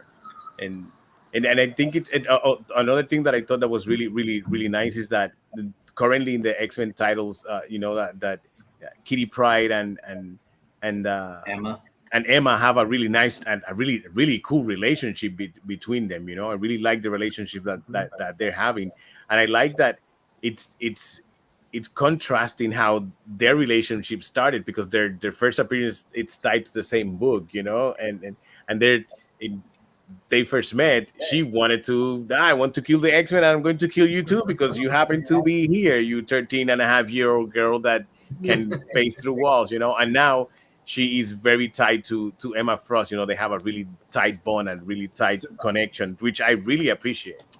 Did you guys know what the original ending was for this story? No, no, because I just learned that it was good, that it had a different original ending. So the original ending was that Jean was going to have the Phoenix basically exorcised from her, and her and Scott were just going to go off and basically take a vacation afterward. And then by 150, Magneto was going to, or Magneto, however it's pronounced, I'm not 100% sure, he was going to come back, and she was going to have to make the choice to let the Dark God back or not, which eventually was going to lead to her downfall. Jim Shooter was furious when he saw the early pages where she got a happy ending. It was like, no, she killed a galaxy. Right. She like, must she pay. don't deserve that. I get it. I honestly get it. She destroyed a whole galaxy, killed off a whole entire population, and loved it. Like, loved every moment of it. She relished in that shit, Like when I was reading that moment, I'm like, I had that moment where I'm like, good for her. Good for her. I mean, like, good for her, man. For real. No, that's the truth. Right. Good for her, for real. Like, you wanted her you was rooting for her when you saw how exasperated she was. She was so like tired from like traveling across the galaxy, and you're like, yes, eat, mama. Eat your son. Eat your son. Eat your food. We Latinos, we love our women to eat. We're like, go ahead, mama, eat. Eat up, mama. Get your food on. That's right. I'm gonna cook it up. I'm gonna chef it up for you, mama. Eat it. It's true. We don't like our women. Here's an order of wings that I got. Extra wings for you, baby. Here you go. Here you go, mommy. I got an extra galaxy for you right here. Here you go. Now that you mentioned that Shooter was like, no, she needs to pay for doing that. When you read that last issue, they they try to drill on you that thing that no, it's two different entities. It's Jean Grey and it's the Dark Phoenix, and I don't know what's going to happen. She shouldn't be tried for that because it wasn't her, it was the Dark. They kind of like purposely write it in a couple pages of just that. It's like, oh, I see what they're doing there. Hashtag eat mama. Yeah, eat mama. I like that. Oh my God. Let's just say Scott's a horrible dude. Like 100%. Like, what is it? 20 issues later, he's like, "Oh, there's this pilot named Madeline who just happens to look like my dead girlfriend. Let's go to oh my Pound God Town with her." Yeah. Fuck the whole Cyclops. the whole Madeline Pryor thing. No, and when I was reading the new Marauders title with that, when Havoc, it's part of the Marauders, and they go to investigate this thing, they found a clone of Madeline Pryor, and you learn that they had a thing because at some point I forgot that Madeline Pryor and Havoc had a thing. You're like, wait, oh, dude, you're wait. You're sleeping with the clone of the dead of your brother's dead lover. Just come on. Got a little weird. And then this is why she goes to Wolverine. No, Right. but this is we're talking about Madeline Pryor now. And that's what I'm saying. Like, don't hate on the short guys. You know what I'm saying? Wolverine, you know what I'm saying? Don't hate on the short guys, bro. We hold it down. We hold it down, bro. You know what I mean? The ladies love us. Bro. Short guy. We don't mind experimenting. You know what I'm saying? Well, even I just want to be like, when his kid gets sent to the future classes, Cyclops is like, whatever, I got Jean, it's okay. And then he comes back as Cable, he's like, "Are you my son?" Yeah, man. I don't know about the rest of you, and maybe you were going to ask this question, but I think that there is a kind of unanimous opinion about the Dark Phoenix movie. After reading this, I did not enjoy that movie when I first saw it in theaters. I think that I've tried to watch it once or twice since and haven't really been able to sit through it. Reading this, though, made me want to go back and rewatch the movie. I don't know if I'm like hate watching it, if I need to pull a Lighthouse and just like get super shit-faced stoned on and watch edibles. it. Yeah. If you're gonna watch the Dark Phoenix, you have to watch X-Men 3 first because you need to have the horrible experience to have the horrible experience. Because and after reading this, okay, so something I thought it was super weird. It was the fact that she can transmutate things, turns things into different things. Like I'm gonna turn that tree into solid gold because I am Jean Grey and the Phoenix perfect. The what? The girl playing Storm is 100%. Yes, on the movie, yes. Fucking awesome. Yeah. But boy, like Oscar Isaac playing Apocalypse in that one movie, and man. it looked like Ivan Ooze from Power Rangers, like. It was a little bit I rough. went to the movie theaters to watch that, and no, I didn't watch that one in the theater. I went to the theaters to watch all of them, and I was not happy. Not happy. Damn. I stopped watching X-Men movies in the theater after X-Men 3. I was like, that's it. And I've enjoyed the new ones. I've enjoyed some of them, like First Class. First Class was awesome. First Class was really good. I gotta say that was good. And the Wolverine was a really good movie, and Old Man Logan was a really good movie. I've enjoyed those movies, but I Dark Phoenix don't go see them at the theater anymore. Man. I don't know. I just couldn't feel that one. Sophie Turner was not good. If you watch the 90s cartoon, you really wanted to. What was it that made you want to go and watch that again?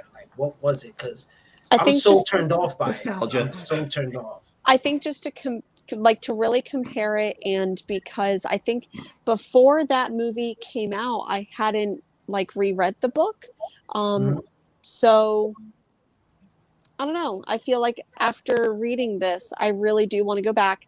I am probably going to pull a Lighthouse and, get a little bit inebriated and.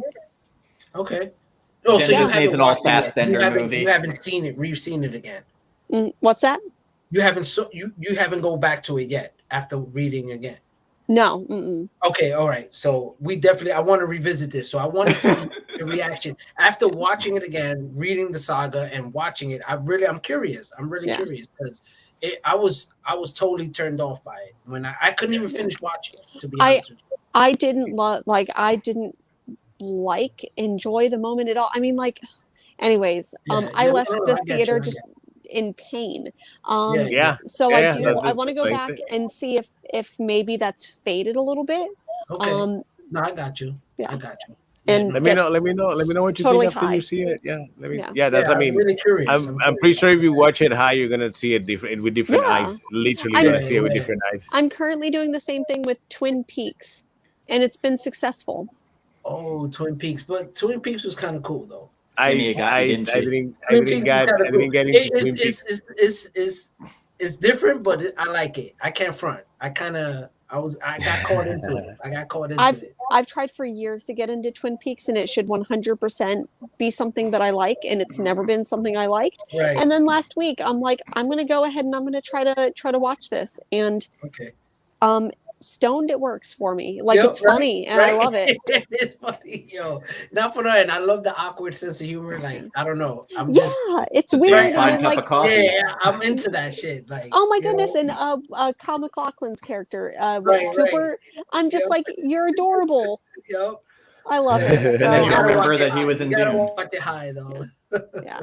Oh, that's right. He was a dude from Dune, right? Mm-hmm. Yeah, which we'll be talking about on Celluloid and Scotch next month. Jen will be joining us to talk about this movie. Well, guys, the question: would you recommend this book? I think we've already said that a million times, but would you recommend this book to someone who wants to read X-Men? For sure. Yeah, like it's a staple. 100,000%. For sure. Oh yeah. Like, if you chase the issues, you're gonna have to work for it. Yeah, especially that Dazzler appearance. That's the one issue that I'm missing on my run. The Dazzler's first appearance. That's the one. Oh yes, I got it. 130 right there. It's 130. I think it's 130 or 130 something. 130 is up there. That's the first Dazzler. I think I have the reprint. There's I got the classic X-Men of it. No, not the same. Okay. So we're pretty unanimous. Like, this is a staple of any X-Men title. Hell yeah. This is the type of book that you want to read comic books for the fun of reading a comic book. You can read this, and you will enjoy it. I'm pretty sure, especially if you're familiar with the X-Men, with the X-Men. Definitely, this is something we would recommend for sure to anybody who's coming into this game. Anybody who's interested in reading X-Men, for sure, man.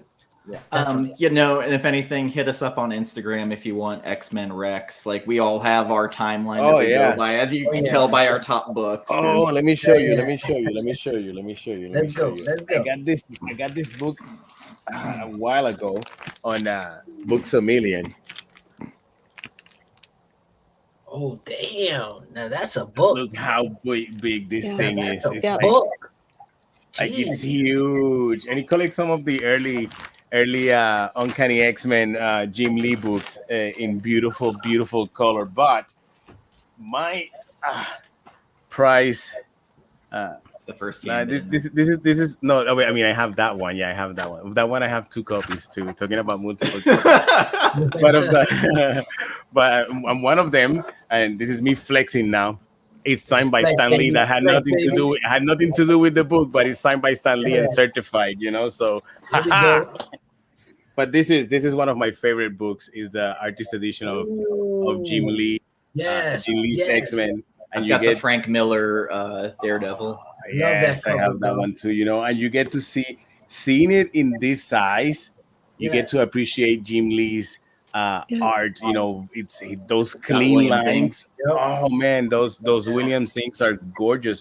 And the cool thing about this artist edition is that it includes the first issue, the first X-Men book that I read. That was it's the other one that has the first X-Men that I read. They went from Silvestri to Jim Lee as the artist. No.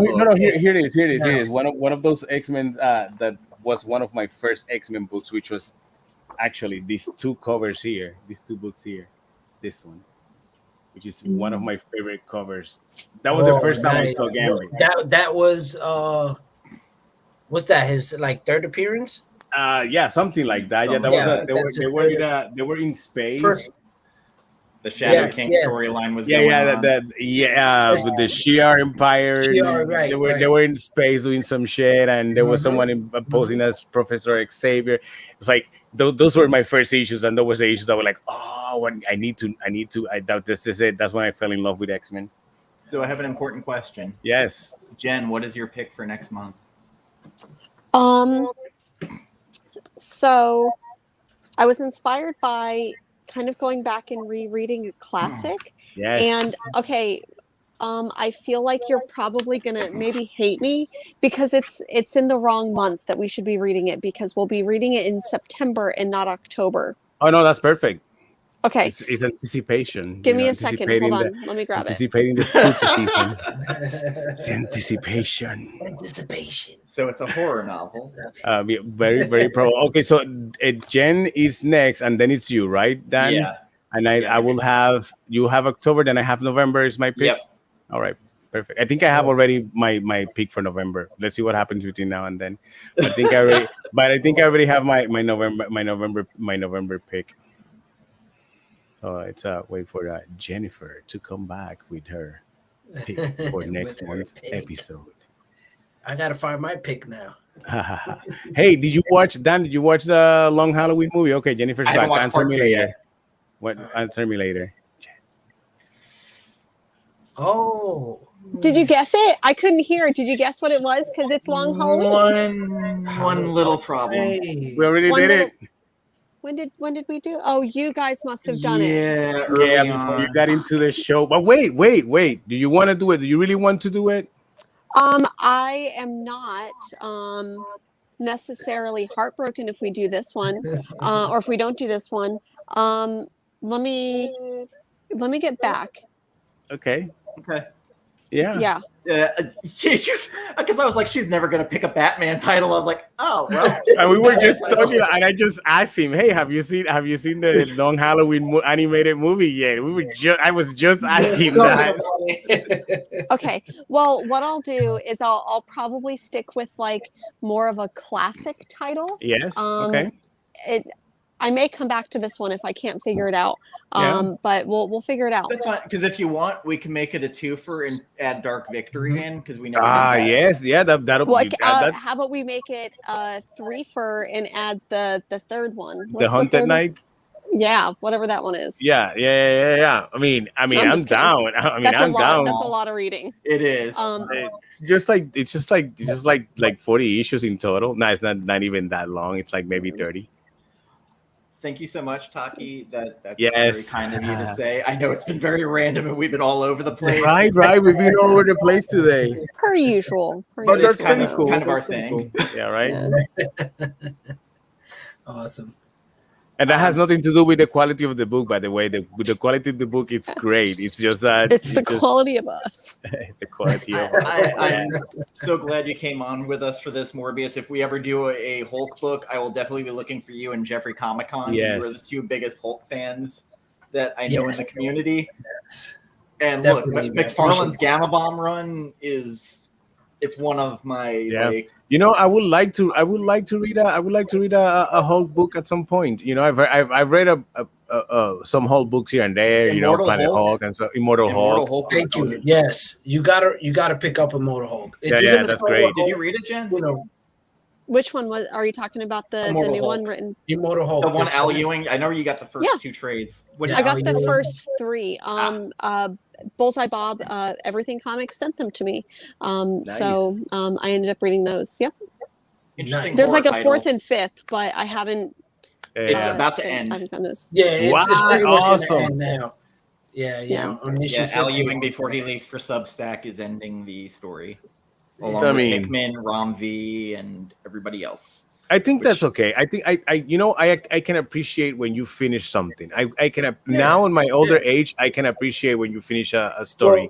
Well, what's great about it is that they're gonna finish this right at 50th. Yes. So the 50th issue, they're gonna finish it, and then coming, I believe, Dan, if I'm not mistaken, in September, Donny Donny Cates Cates. is gonna pick up the story, and he's gonna start his rendition of Yeah. Hulk, which I am like so excited. Yeah. I've been enjoying Donny Cates' Torch, so I'm down. Yo, he is gonna kill it. Jen. Did you read about Donny Cates said on With a Twitter spec guy? that he was Donny Cates was in a cafe writing Hulk, and Lou Ferrigno walks in. Yes. What? Yes. That's I so heard about cool. I heard about the Crazy. speculator messaging him saying, "Hey, that's the other who's, one on who's Twitter. appearing in your storyline so I can know to collect them."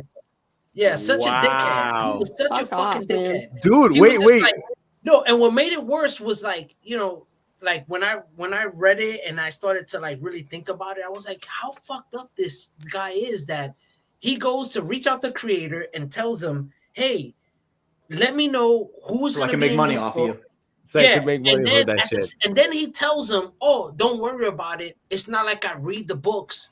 I just skim through it. I don't even bother with it. I just want to know. So not only did he just like slap him in the face, then he kicked him in the nuts. They're saying that I'm not interested in your talent, you know. I don't care that you're up all night working on this story for us to read and be all enthralled in and to follow. But no, I don't give a fuck about that. I don't care how much work you put into this.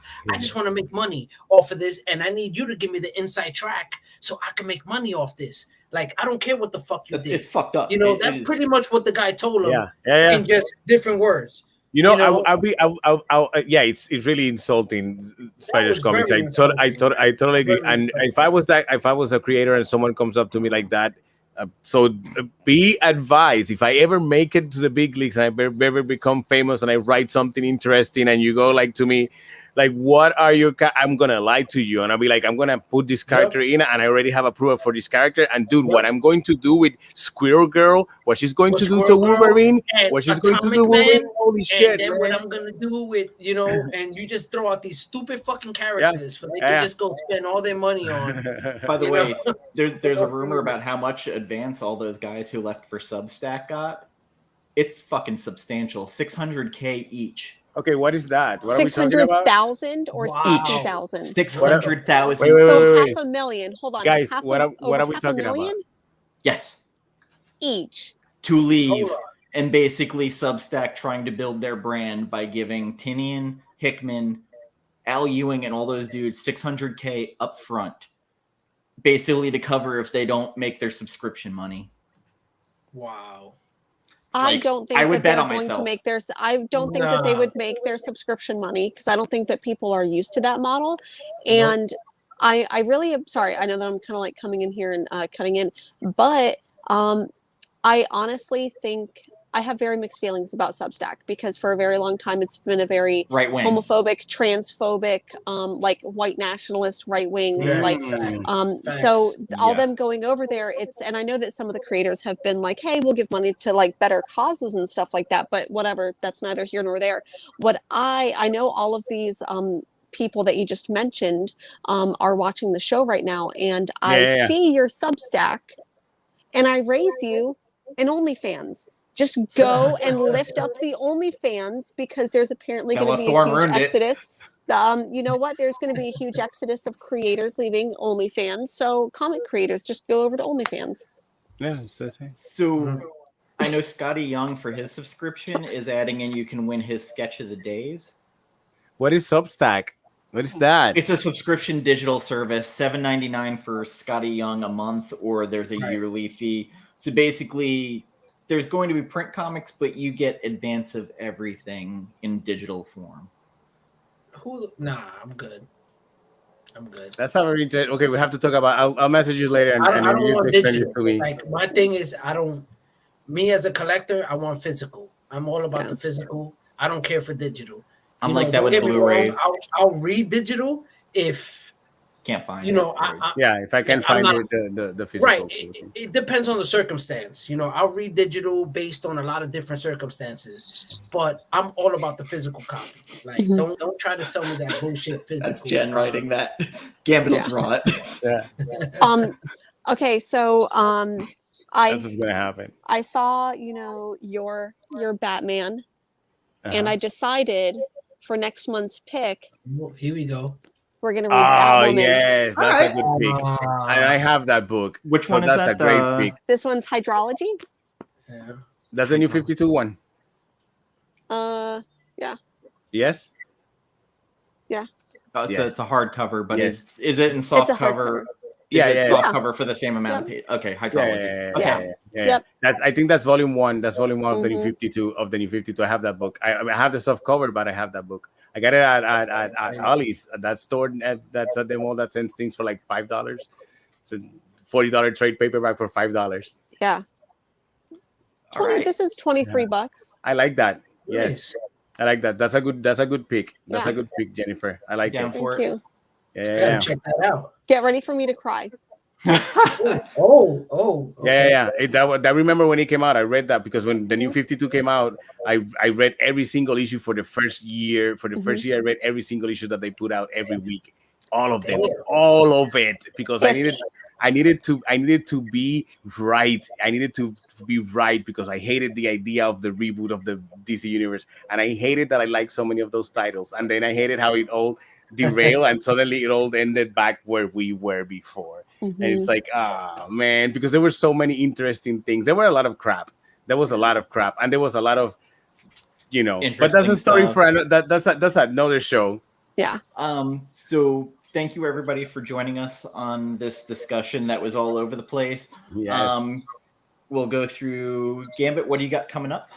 Oh, I have coming up. Did I mention the Cthulhu invades Wonderland storyline that I did a couple pages for, and the preview was published at MegaCon. There was a preview published at MegaCon last weekend, but it's a project that should be out next year. I'll post it on my Instagram soon. I mean, when I get news about it, and I'll be having a sale soon of my sketch covers because I made inventory this weekend of the amount of sketch covers I have, and I legit have way too many, so I'm gonna just give them super cheap with a sketch on it. You'll be buying the sketch, not the book, so keep that in mind when you hit me up. But I'm gonna put them all on sale, probably 50%, so that I can move inventory out soon. Now, just keep an eye on my Instagram page, Gambits Inc., and you know when that happens. Morbius? Nice. Well, as usual, every Tuesday, 7:30 to 8:30, Comic Relief. You already know I talk about touchy topics and all the craziness that's going on in the comic community that people tend to, try to avoid talking about, but I love talking about it because I'm all about the drama. Oh, I'm all about being in your face. And next week I'm actually gonna have Soul Collector is gonna be our guest. The topic's gonna be speculation, which we all have our feelings about, and so it's definitely gonna be triggering some people because we all have. Soul Collector has his issues with speculation. I do too, but then again, I do play devil's advocate. It's a gray area. Yeah, it's a gray area with me, so we'll figure it out. And of course, my guest host next week is going to be Jennifer. She didn't know until now. Done. Oh, you should have had her on the Kirby episode. There you go. So my guest host is Jennifer, and my special guest will be Soul Collector. We're going to be talking about speculation. And come check me out at my channel, Morbius Comics, same as my handle on IG. Come check me out. And yeah, man, thank you so much for having me, guys. I appreciate you. Great time. I love Cracking it. slabs too. Oh, yes. And I do crack slabs on the weekend, on the regular with my homie PJ Morris, which is Paul. Come check us out. I do it on IG Live. So, you'll see it come up and it's random. We love cracking our slabs because I love liberating our comics, and it's all about reading your comics and so when you say cracking the slab, you mean actually cracking them open? Hold on a second. I've seen some go wrong. This was from this Sunday. This was Miss Marvel number 18, first Mystique. It was an 8.0. Miss Marvel, of course. They tell you that you're supposed to give these back to CGC so they can record it. Fuck CGC. I don't even talk about CGC. It's a fucking scam. They bullshit you because if I show you my 8.0 Miss Marvel, here you go. Look. I cracked this out of a slab, 8.0 newsstand, Miss Marvel. If I send this back today, I ain't press it, I ain't clean it, nothing. You guarantee you're gonna get a different value. Guarantee it's not gonna come back at 8.0. It's a fucking scam. Fuck CGC. Fuck grading. Well, I got some books with my art back the other day, and they were graded at 9.8. So thank you, CGC, for Right, grading exactly. my books in Dude, my I've had 9.8. I've had people hit me up and they're like, bro, I just got a 9.8. It got a color rub. It got like 3 spine ticks, but I'm gonna fucking take it. I'm not sending it back. And I'm like, bro, go ahead, fuck them. Yeah. Take that shit. If that's what they gave you, take it. But at the end of the day, thank you for everybody tuning in. Of course, I'm not a slab guy. I'm a raw guy. I'm all about the raws. I'm all about collecting. I don't care about the value of the book. I'm all about the book. I'm all about who wrote the book, the character, everything about the book. That's why I collect. I don't collect for money. I collect for the books. I collect to compete in my comics, and that's what it's all about for me. If you guys are into something else, that's on you. And I'm not afraid to call you out because that's what I do. So there you go. Morbius Comics, salute to you. Thank you, everybody in here. I appreciate you. And make sure you go catch the replay. If you do, make sure you hit everybody up. Show some love. Everybody in the chat, shout out to you. Thank you so much. I'm feeling good right now. I'm about to pour a little bit more in here because it's like a little bit less. I got to go to work after this. That's right. Jennifer, what do you got coming on? What do you got going on? What do I have coming on? Yeah. So Sunday mornings, Mars, that comic girl, and I go live over on my channel, Comics Will Break Your Heart. We get a little bit rowdy, as you can kind of tell from here. On Friday nights, I go live with Comic Talk Live on Wildebeest Fitness Channel.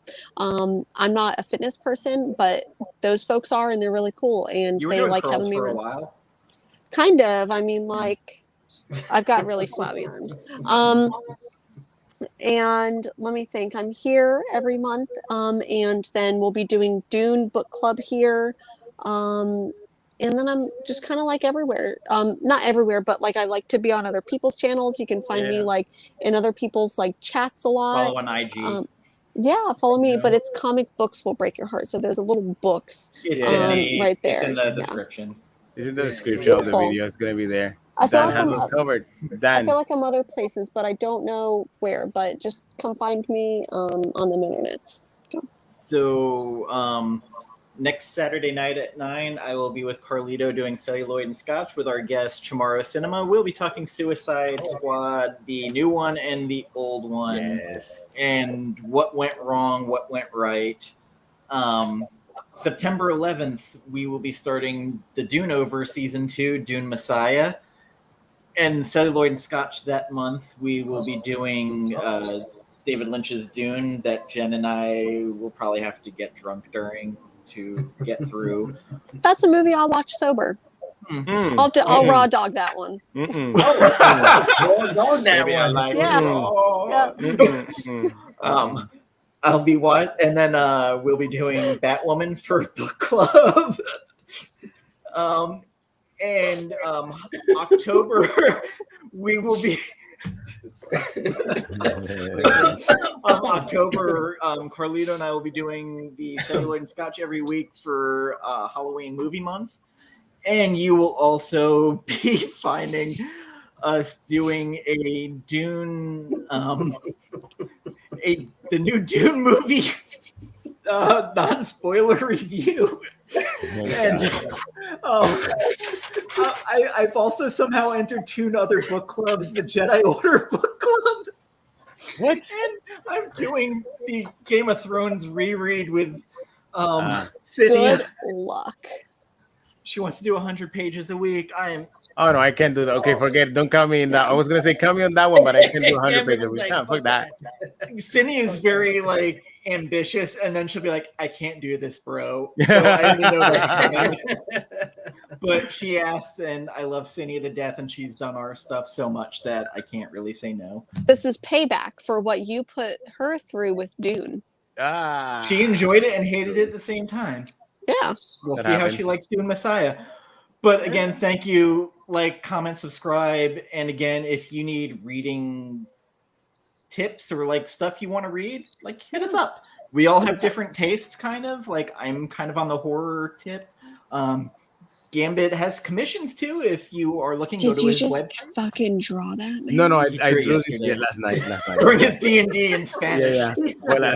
What I was doing during my D&D session, I made that drawing. What's No, he what's did the carnage So dun- you one during- killed that? That's your drawing? Yeah, I did that last night. Yeah. That's How do you fucking say awesome, Dungeons bro. and Show Dragons that in again. Show that Spanish? again. Hold on. Show that again. It's Calabozos y Dragones. Okay. Caraboso y Dragones. Yeah, That's what's up, man. That's dope. I did Dude, this I one, thought we and do like stick figures. a few weeks ago I did this one, That's and dope, then I man. did this one. So yeah, hit me up for commissions. I'm available for commissions. Yo, and shit. that's Also, dope, I man. Yo, believe hit him up. Hit up Gambit this for month, commissions, man. Don't hit me up because your- you get stick figures. I believe this Dynamite. month your Chaos Comics card set came out that you did sketch cards. Oh, the for. Dynamite. Yes, the Dynamite Yes. card should be out soon. Yeah. That's I believe it dope. was August or September. Yeah. But look for that out there. And again, thank you Appreciate everybody, and we will catch you later. See you Bye-bye. guys.